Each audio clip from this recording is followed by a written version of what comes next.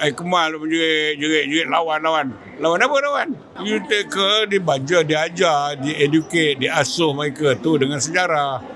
Jangan dibiarkan. Kalau tak tahu, dia bagi tahu. Tak sedar, dia bagi kesedaran. Tu cara dia. Jangan menjerit-jerit aja. Tak ada apa yang dia orang belajar daripada menjerit ni, pemuda-pemuda ni.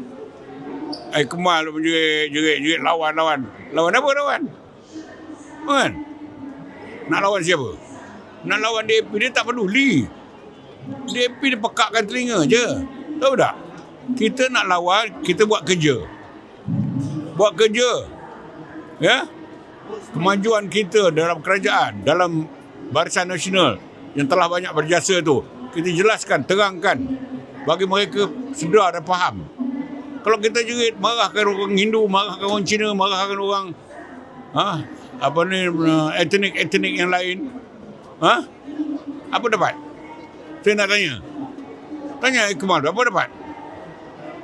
Akan menimbulkan apa nama je lah, pergaduhan, berkelahi lah kita berkelahi sesama kita dalam kerajaan Madani ni. Betul tak? Kita nak pilihan raya adalah sifat adu sikit, kawal perasaan kita. Mungkin kita tak senang dengan apa-apa yang diluahkan. Ada cara dia, kan? Dia orang pun tak puas dengan kita. Ada cara dia. Tak perlu kita pergi keluar sana tu bertumbuk. Apa dia? Ini macam nak bergaduh, nak bertumbuk. Apa dapat?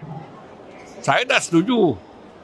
Wah, ini semalam masa Timbalan Presiden bagi semangat sikit lagi kuat semangat mereka.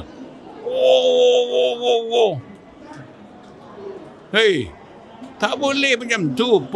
Tugas pemuda ialah untuk menambat hati pengundi. Bukan suruh pemuda berlawan, bergaduh dengan orang lain. Betul tak?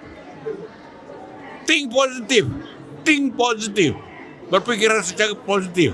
Rasional. Betul?